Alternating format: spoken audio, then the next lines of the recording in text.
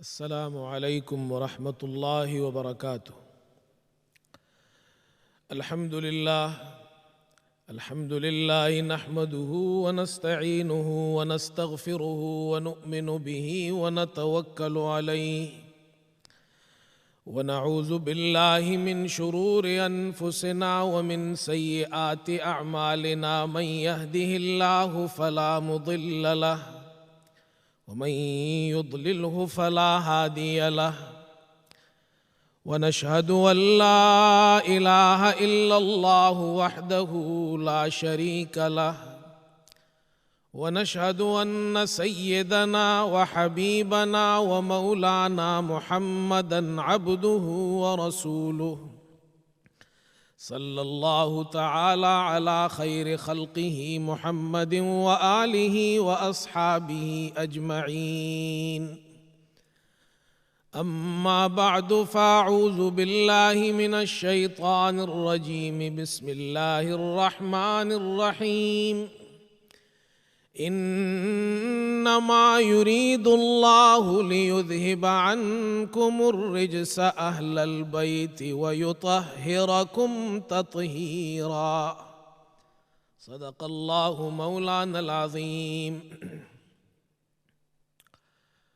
محترم حضرات علماء اکرام اور اقرا ٹی وی چینل کے ناظرین، سب سے پہلے میں ہمارے انتہائی محترم اور مکرم حضرت مولانا امام قاسم صاحب اور اقرا ٹی وی چینل کی پوری ٹیم کو مبارکباد پیش کرتا ہوں کہ آپ حضرات نے محرم کے اس مہینے میں ایک بہت ہی خوبصورت عنوان پیغام محرم کے عنوان سے اس مجلس کا انعقاد کیا ہے، جو لائیو نشر ہو رہی ہے۔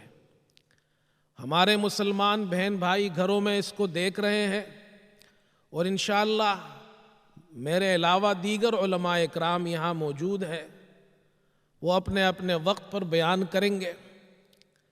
ایک اچھا کام یہ بھی ہے کہ یہ جو ایام آتے ہیں، ان ایام میں حضرات صحابہ اکرام کے حوالے سے ہو یا دیگر حوالے سے ہو، اس پر اس قسم کے مثبت پروگرام پیش کرنے سے فائدہ یہ ہوتا ہے کہ ہمارے مسلمانوں کو صحیح معلومات فراہم کی جاتی ہے، اور موقع کی مناسبت سے یہ معلوم ہوتا ہے کہ ہمیں اس موقع پر کیا کرنا چاہیے۔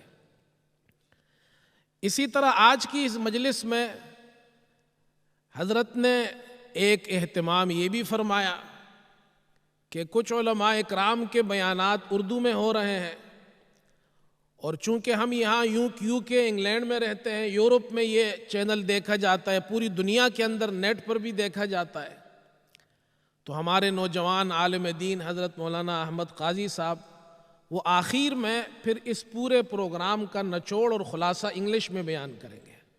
So there will be inshallah English translation at the end of this program, and it will be delivered by our brother Sheikh Hazrat Maulana Ahmad Qazi Sahab. He will inshallah give speech, and he will conclude the program, and he will deliver the summary of the all speeches which are delivering in Urdu. میں شان اہل بیت کے حوالے سے اس موضوع پر چند گزارشات پیش کرنا چاہتا ہوں۔ میری کوشش یہ ہوگی کہ میں مختصر وقت میں شان اہل بیت کا آغاز محمد صلی اللہ علیہ وسلم کے گھر سے شروع کروں اور کربلا کے میدان میں ختم کروں، کیونکہ اہل بیت ہمیں محمد صلی اللہ علیہ وسلم کے گھر میں بھی نظر آتے ہیں، اور اہل بیت اور آل رسول ہمیں کربلا میں بھی نظر آتے ہیں، اور اس درمیان میں جو باتیں ہیں وہ کیا ہے اور ہمیں کیا سمجھنا ہے، اور محرم کا یہ جو پیغام محرم ہے ہمارے لیے اس میں کیا پیغام ہے۔ تو پہلا پیغام جو میں نے آیت کریمہ پڑھی اسی آیت کے اندر موجود ہے۔ اللہ تعالیٰ نے اہل بیت کا ذکر کیا ہے۔ اہل بیت عربی زبان کا لفظ ہے اور اہل بیت کا معنی ہے گھر والے۔ اہل بیت کو اگر آپ انگلش میں ٹرانسلیٹ کریں تو اس کا معنی ہے فیملی ممبرز۔ اب کس کے گھر والے، کس کے فیملی ممبرز؟ تو محمد صلی اللہ علیہ وسلم کے گھر والے، اور آپ صلی اللہ علیہ وسلم کے فیملی ممبرز کو اللہ نے قرآن میں اہل بیت کے ٹائٹل سے ڈسکرائب کیا ہے، اور مراد اس سے محمد صلی اللہ علیہ وسلم کی بیویاں اور آپ کی ازواج مطہرات ہے۔ سورہ احزاب کا یہ رکوع جس میں یہ آیت ہے، اس میں ازواج مطہرات کا ذکر ہو رہا ہے۔ رکوع کے آغاز میں ہی اللہ فرما رہے یا ایھا النبی قل لازواجک، اے نبی آپ اپنی ازواج مطہرات سے یہ فرما دیجئے۔ تو وہ جو احکامات آ رہے ہیں وہ آپ کی ازواج سے متعلق ہے۔ میں اس تفصیل میں نہیں جاتا، اسی آیت تطہیر پر آتا ہوں۔ اللہ تعالیٰ حضرت صلی اللہ علیہ وسلم کی ازواج مطہرات امہات المومنین کی عظمت کو بیان کرتے ہوئے یہ ارشاد فرما رہے ہیں انما یرید اللہ لیذہب عنکم الرجس اہل البیت۔ اللہ تعالیٰ یہ چاہتے ہیں کہ اے اہل بیت، اے پیغمبر کے گھر والوں، اللہ یہ چاہتے ہیں کہ تم سے رجس اور گندگی کو دور کر دے اور تمہیں اچھی طرح پاک کر دے۔ اللہ تعالیٰ نے یہ مقام حضور صلی اللہ علیہ وسلم کی ازواج مطہرات کو عطا فرمایا ہے کہ وہ پاکیزہ شخصیات ہے، وہ اللہ کے یہاں طاہرات ہے، پاک صاف ستھری شخصیات ہے۔ یہ پیغام ہے محرم کا کہ ہمیں یہ عقیدہ رکھنا ہے ازواج مطہرات کے بارے میں۔ جب یہ آیت کریمہ نازل ہوئی، حضرت صلی اللہ علیہ وسلم تو بہت خوش ہوئے۔ اللہ نے ان کی بیویوں کے بارے میں یہ ارشاد فرمایا، تو آپ یہ چاہتے تھے کہ یہ مقام میری بیٹی فاطمہ کو بھی ملے، آپ یہ چاہتے تھے کہ یہ مقام حضرت علی کو بھی ملے، آپ یہ چاہتے تھے کہ یہ مقام حسن اور حسین رضی اللہ عنہما جو میرے نواسے ہیں ان کو بھی ملے۔ تو آپ نے حضرت علی، حضرت فاطمہ، حضرت حسن اور حضرت حسین کو اپنے گھر بلایا۔ یہ ہے اہل بیت۔ بیویوں کو تو اللہ نے فرمایا یہ پاکیزہ شخصیات ہے، اللہ نے ان کو اپنے گھر اللہ کے رسول صلی اللہ علیہ وسلم نے انہیں اپنے گھر بلایا، حضرت علی، حضرت فاطمہ، حضرت حسن حسین رضی اللہ عنہم، اور چادر میں ان کو اپنے ساتھ اندر شامل فرمایا، اور اللہ تعالیٰ سے دعا فرمائی اللہم ہؤلاء اہل بیتی فطہرہم تطہیرا، اے اللہ یہ میرے اہل بیت ہے، انہیں اچھی طرح پاک کر دے۔ آپ صلی اللہ علیہ وسلم یہ چاہتے تھے کہ جو آیت ازواج مطہرات کے بارے میں اتری ہے وہ فضیلت میری بیٹی کو، میرے نواسوں کو اور حضرت علی کو بھی حاصل ہو جائے۔ اللہ نے وہ فضیلت انہیں بھی عطا فرمائی۔ معلوم ہوا ازواج مطہرات کی طہارت اور پاکیزگی کو اللہ نے بیان کیا ہے، اور حضرت علی اور فاطمہ اور حسن حسین رضی اللہ عنہم اجمعین کی پاکیزگی کو محمد صلی اللہ علیہ وسلم نے بیان کیا ہے۔ ہم ان تمام اہل بیت کی پاکیزگی کے قائل ہیں اور یہ ہمارا عقیدہ ہے۔ یہ پیغام ہے محرم کا۔ میرے دوستو، اہل بیت کے اندر جیسے میں نے عرض کیا رسول اللہ صلی اللہ علیہ وسلم کی بیویاں ہیں اور آپ کے نواسے بھی شامل ہیں، اور حضرت حسین رضی اللہ عنہ چونکہ محرم کی 10ویں تاریخ کو شہید ہوئے ہیں، تو اس حوالے سے ہمیں چند باتیں اور بھی سیکھنے کو ملتی ہے اہل بیت کے حوالے سے۔ خصوصاً اس ملک میں ہم رہتے ہیں، ہمارے یہاں بہت سے ایشوز ہیں ہمارے لیے۔ ان ایشوز میں ایک ایشو ہے ہمارے بچوں کی تربیت کا، کہ ہم اپنے بچوں کی کیسی تربیت کریں۔ تو آؤ دیکھتے ہیں کہ محمد صلی اللہ علیہ وسلم نے آل رسول کی، اپنے نواسوں کی کیسی تربیت کی ہے۔ یہ ہمیں سیکھنے کی چیزیں ہیں، محرم کا یہ پیغام ہے۔ حضرت حسن اور حسین رضی اللہ عنہما دونوں بھائی ہیں۔ حضرت حسن کی پیدائش سن 3 ہجری میں، حضرت حسین رضی اللہ عنہ کی پیدائش 4 ہجری میں ہے، دونوں میں 1 سال کا فرق ہے۔ پہلی چیز جو ہمیں سیکھنے کی ہے وہ یہ، جب بچے پیدا ہو تو حضرت صلی اللہ علیہ وسلم کی تعلیمات کیا ہے، میں خلاصتاً باتیں عرض کروں گا تاکہ مختصر وقت میں ہم زیادہ باتیں سیکھ لیں۔ 5 چیزیں بچے کی پیدائش پر حضور صلی اللہ علیہ وسلم نے ہمیں سکھائی ہے۔ حضرت حسن اور حسین رضی اللہ عنہما کی پیدائش پر آپ نے وہ 5 کام کیے ہیں۔ نمبر 1، تحنیک فرمائی، جس کو اردو میں ہم گھٹی کہتے ہیں۔ بچوں کو شہد چٹواتے ہیں، نومولود بچے کو میٹھا کھلاتے ہیں۔ حافظ ابن کثیر فرماتے ہیں حضرت حسین کی گٹھی اور تحنیک حضور صلی اللہ علیہ وسلم نے فرمائی۔ نمبر 2، حضرت حسن اور کی پیدائش ہوئی، آپ صلی اللہ علیہ وسلم نے ان کے کان میں اذان دی۔ حضرت حسین رضی اللہ عنہ کی پیدائش ہوئی، آپ نے ان کے کان میں اذان دی۔ یہ 2 سنتیں ہو گئی۔ تیسری سنت، آپ نے دونوں نواسوں کی طرف سے آپ صلی اللہ علیہ وسلم نے عقیقہ فرمایا۔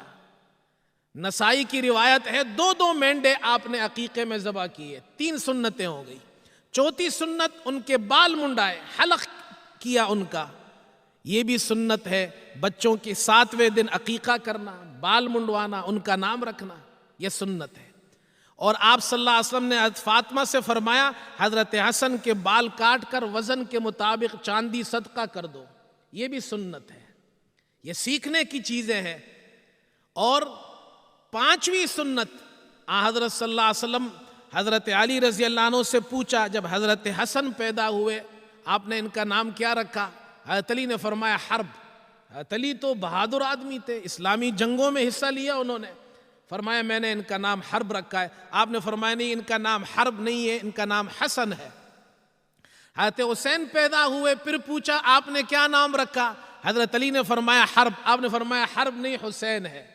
تو بچوں کے نام رکھنا، حسن اور حسین کے نام محمد صلی اللہ علیہ وسلم نے رکھے ہیں۔ یہ 5 کام ہے بچوں کی پیدائش پر کرنا سنت ہے۔ یہ ہمیں اہل بیت سے معلوم ہوئے، یہ ہمیں حضور صلی اللہ علیہ وسلم کے گھر والے ان کے نواسوں سے معلوم ہوئے۔ آگے چلیے، پھر بچوں کی تربیت کیسی کرنی ہے، تو میں وہ ساری ڈیٹیل نہیں، میں نے اس کا ایک خلاصہ بیان کر رہا ہوں۔ وہ 4 چیزیں ہیں۔ ہم اس ملک میں اپنے بچوں کی کیا تربیت کریں، انہیں کیا تعلیم دیں، وہ 4 چیزیں ہیں۔ اور چاروں چیزیں حضرت حسن اور حسین رضی اللہ عنہما نے احادیث میں بیان کی ہے۔ حضرت حسن بچے تھے جب محمد صلی اللہ علیہ وسلم کا انتقال ہوا۔ حضرت حسن کی عمر 7 سال، حضرت حسین کی 6 سال، لیکن علماء نے، محدثین نے ان سے حدیثیں بھی نقل کی ہے۔ معلوم ہوا صحابہ میں جو بچے تھے ابھی بالغ نہیں ہوئے، ان کی احادیث بھی صحابہ نے قبول کی ہے۔ امام احمد نے مسند احمد میں مستقل چیپٹرز قائم کیے، حضرت حسن کی حدیثیں، حضرت حسین کی حدیثیں۔ اب وہ کیا تعلیمات ہے جو ہم اپنے بچوں کو یہاں دیں، تو وہ 4 چیزیں ہیں خلاصتاً، تفصیل نہیں، ورنہ اس پر تو مستقل ایک ٹاپک کے عنوان سے، ایک مستقل عنوان سے بیان ہو سکتا ہے۔ پہلی تعلیم بچوں کو کس چیز کی دینی ہے؟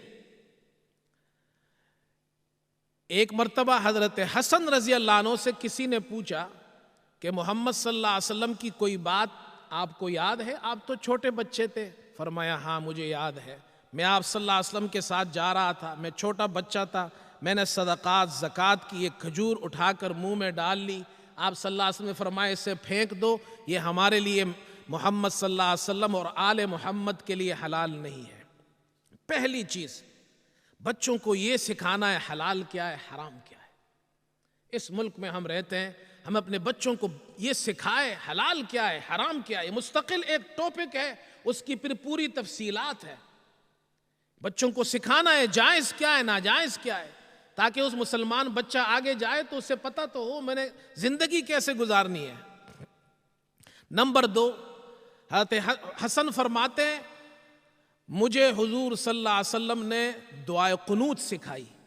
دعائے قنوت تو ایک ہم پڑھتے ہیں نا، اللہم انا نستعینک، حدیث میں اور بھی آئے ہیں، اللہم اہدنی فی من ہدیت وعافنی فی من عافیت وتولنی فی من تولیت۔ یہ دعائے قنوت حضرت حسن فرماتے ہیں مجھے حضور صلی اللہ علیہ وسلم نے سکھائی ہے۔ بچوں کو بچپن میں دعائے قنوت سکھانا، نماز سکھانا، قرآن پڑھے وہ صحیح، انہیں پتہ ہو نماز کیسے پڑھتے ہیں، وضو کیسے کرتے ہیں، پاکی کیا ہے، ناپاکی کیا ہے، یہ ہمیں اہل بیت سے یہ تعلیمات مل رہی ہے۔ آگے چلیے، تیسری تعلیم، حضرت حسین رضی اللہ عنہ فرماتے ہیں محمد صلی اللہ علیہ وسلم میرے نانا نے مجھے یہ ارشاد فرمایا، للسائل حق وان کان علی فرس، مانگنے والا گھوڑے پر ہی کیوں نہ آئے اس کا پھر بھی حق ہوتا ہے۔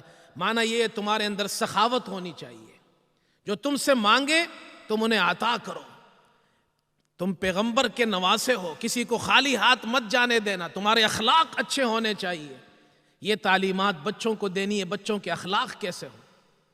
چوتھی تعلیم، حضرت حسین فرماتے ہیں میرے نانا نے مجھ سے فرمایا، جب کوئی مصیبت کسی مسلمان کو پہنچے اور اس پر زمانہ گزر جائے اور کافی زمانے بعد، سالوں بعد وہ اسے یاد کرے اور انا للہ و انا الیہ راجعون پڑھے، اللہ اس وقت اس انا للہ پڑھنے پر بھی وہ اجر عطا فرماتا ہے جو مصیبت کے وقت صبر کرنے پر اجر ملتا ہے۔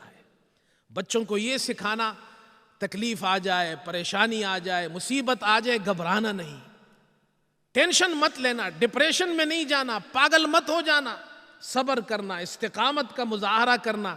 اور پھر حضرت حسین نے وہ تعلیمات سیکھی تھی جبھی تو 61 ہجری میں کربلا کے میدان میں اپنے نانا کی تعلیمات پر عمل کرتے ہوئے استقامت کا مظاہرہ کیا تھا۔ یہ 4 تعلیمات ہیں۔ پھر میرے دوستو، اہل بیت کے کچھ حقوق ہیں،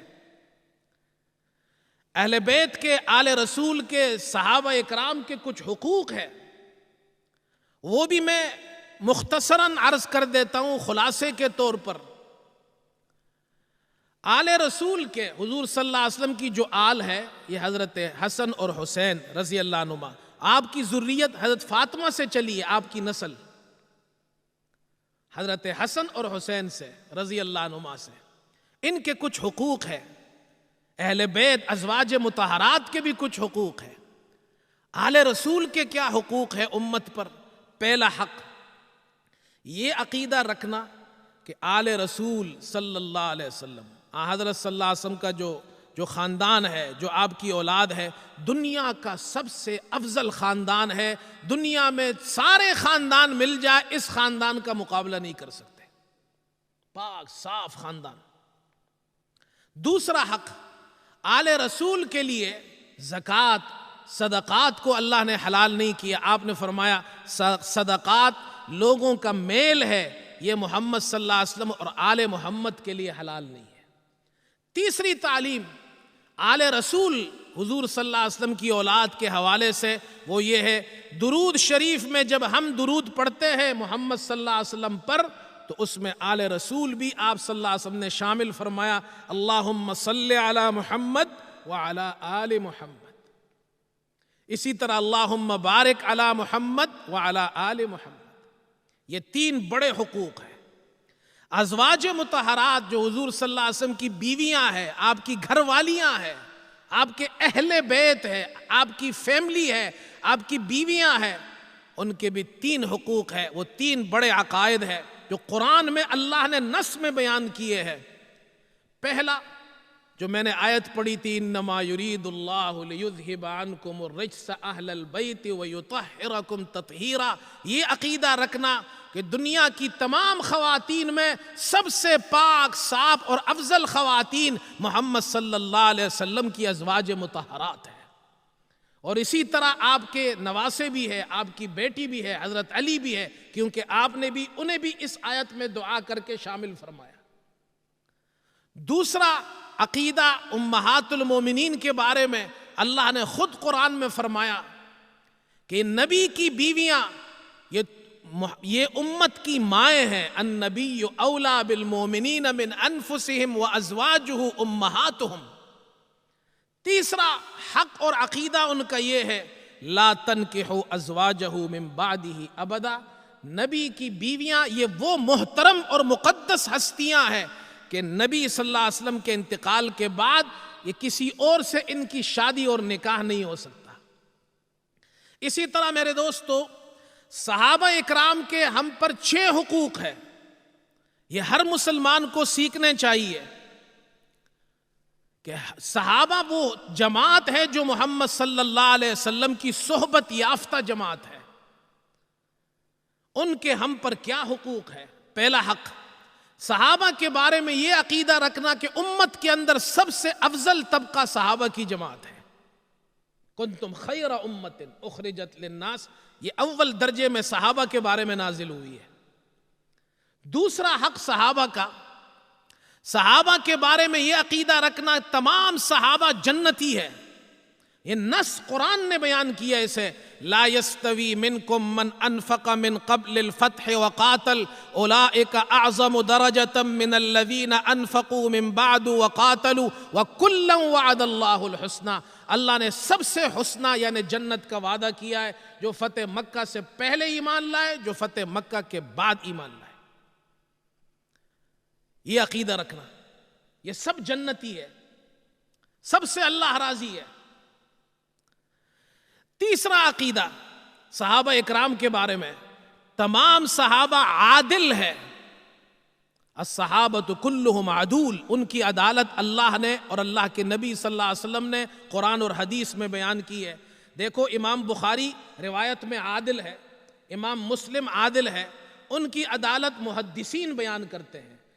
راویوں کی عدالت علماء اور ائمہ جرح و تعدیل بیان کرتے ہیں، لیکن قربان جائیے صحابہ محمد صلی اللہ علیہ وسلم کے وہ راوی ہیں جن کی عدالت اللہ نے بیان کی ہے اور اللہ کے نبی صلی اللہ علیہ وسلم نے بیان کی ہے۔ ان کی تعدیل کے لیے ہمیں کسی انسان کی، کسی محدث کی، کسی امام کی ضرورت نہیں ہے، نہ ان پہ جرح ہو سکتی ہے، نہ ان کی کوئی تعدیل کرنے کی ضرورت ہے، تو اللہ نے ان کی عدالت بیان کی ہے۔ یہ تین عقیدے ہو گئے، تین حق ہو گئے۔ چوتھا حق صحابہ کا اتباع کرنا، وہی کامیابی کا راستہ ہے۔ صحابہ کو چھوڑ کر اگر ہم دوسرا راستہ اختیار کریں تو ہم کامیاب نہیں ہو سکتے۔ والسابقون الاولون من المہاجرین والانصار والذین اتبعوہم، اتباع، صحابہ کی اتباع کا حکم اللہ نے قرآن میں دیا ہے۔ نمبر 5، صحابہ اکرام کے بارے میں ہمیں یہ حکم دیا گیا ہے کہ صحابہ سے محبت کرنا۔ حدیث میں آتا ہے، آپ صلی اللہ علیہ وسلم نے فرمایا حب الانصار من الایمان، انصار سے محبت کرنا ایمان کی علامت ہے، ان سے محبت کرنا۔ چھٹا عقیدہ اور چھٹا حق وہ یہ ہے، صحابہ کے بارے میں سب و شتم، ان کی تنقید سے اپنے آپ کو دور رکھنا۔ یہ حق ہے صحابہ کا۔ حضور صلی اللہ علیہ وسلم نے اس سے منع فرمایا، لا تسبوا اصحابی، میرے صحابہ کو برا بلا مت کہو۔ اس ذات کی قسم جس کے قبضے میں محمد صلی اللہ علیہ وسلم کی جان ہے، اگر تم احد پہاڑ کے برابر سونا خرچ کرو تو میرے صحابہ کے ایک مٹھی یا 2 مٹھی جو صدقہ کرے اس کے برابر تم ثواب نہیں پا سکتے۔ 6 حقوق ہے، یہ پیغام محرم ہے آل رسول کی، ازواج مطہرات اور صحابہ اکرام کے یہ حقوق۔ میں نے عرض کیا تھا آخر میں کربلا میں وہاں جا کے ختم کروں گا، وہاں اہل بیت ہمیں کیا سبق دے رہے ہیں۔ تو کربلا میں اہل بیت کے بہت سے اسباق ہیں جو حضرت حسین رضی اللہ عنہ نے ہمیں دیے ہیں، میں سب نہیں بیان کر سکتا، ان میں سے 1-2 بیان کر دیتا ہوں۔ حضرت حسین رضی اللہ عنہ جب کربلا پہنچے، 10 محرم کی رات تھی، تو آپ نے وہ رات دعا میں، استغفار اور عبادت میں گزاری ہے۔ حافظ ابن کثیر نے وہ پوری ڈیٹیل بیان کی ہے۔ جب وہ لوگ آئے آپ سے بات کرنے، آپ نے عباس بن علی سے فرمایا انہیں واپس کر دو، میں آج کی رات عبادت کرنا چاہتا ہوں، یہ عبادت کی رات ہے۔ حضرت حسین نے یہ رات اس طرح گزاری ہے۔ دوسرا سبق، آپ نے اسی رات اپنے رشتہ داروں سے کہا تم رات کی تاریکی میں چلے جاؤ، یہ میرے پیچھے آئے ہیں، تمہیں کچھ نہیں، تم چلے جاؤ، میری اجازت ہے۔ انہوں نے کہا یہ ہو نہیں سکتا، ہم آل رسول کو چھوڑ کر چلے جائیں، ہماری جان آپ پر فدا ہو، اور انہوں نے اپنی جان آپ پر فدا کر دی۔ کربلا میں اہل بیت نے ہمیں سبق دیا ہے۔ آج اگر ہمارے خاندان والے، ہمارے رشتہ دار، ہمارے فیملی ممبرز اگر یہی سیکھ لے تو ہمارے بہت سے مسائل حل ہو جائیں گے۔ رشتہ دار وہ ہوتے جو مصیبت میں آپ کے ساتھ کھڑے ہوں، خوشی میں تو ہر آدمی آپ کے ساتھ ہوتا ہے، حضرت حسین نے کربلا میں ان کے رشتہ داروں نے سبق دیا ہے، رشتہ دار وہ ہے جو آپ کے ساتھ مصیبت میں، کربلا سے بڑی اور مصیبت کیا ہوگی؟ تلواریں وہاں پر سب کے گھروں پر سروں پر کھڑی ہے اور وہ حسین کو چھوڑنے کے لیے تیار نہیں۔ یہ کربلا کا سبق ہے۔ پھر کربلا کا تیسرا سبق، حضرت حسین جب 10ویں تاریخ کو جنگ شروع ہوئی، ظہر کا وقت آیا، آپ نے فرمایا ان سے کہو کہ نماز کے لیے جنگ روک دیں، ہم نماز پڑھتے ہیں۔ تو اس میں سے ایک بدبخت نے یہ کہا نعوذ باللہ، اللہ تمہاری نماز قبول نہیں کرے گا۔ حبیب بن مظاہر، یہ عاشق تھا حضرت حسین کا، ان کی جماعت میں تھا، یہ کھڑا ہوا، انہوں نے کہا بدبخت، یہ آل رسول ہے، نمازیں تو ان کی قبول ہوتی ہے، تجھ جیسے بدبختوں کو اللہ قبول نہیں کرے گا، تمہاری نمازوں کو قبول نہیں کرے گا۔ مقابلہ شروع ہوا، حبیب بن مظاہر نے اس کا سر قلم کر دیا، اس نے آ کر انہوں نے چاروں طرف سے حملہ کر کے اس عاشق کو شہید کر دیا۔ یہ نماز کے لیے شہید ہوئے ہیں۔ کربلا کا سبق ہے، اہل بیت کا سبق ہے، نماز نہیں چھوڑنی ہے۔ یہ چند باتیں میں نے عرض کی ہے۔ اللہ تعالیٰ سے دعا ہے اللہ تعالیٰ ہم سب کو عمل کی توفیق نصیب فرمائے۔ وآخر دعوانا ان الحمد للہ رب العالمین۔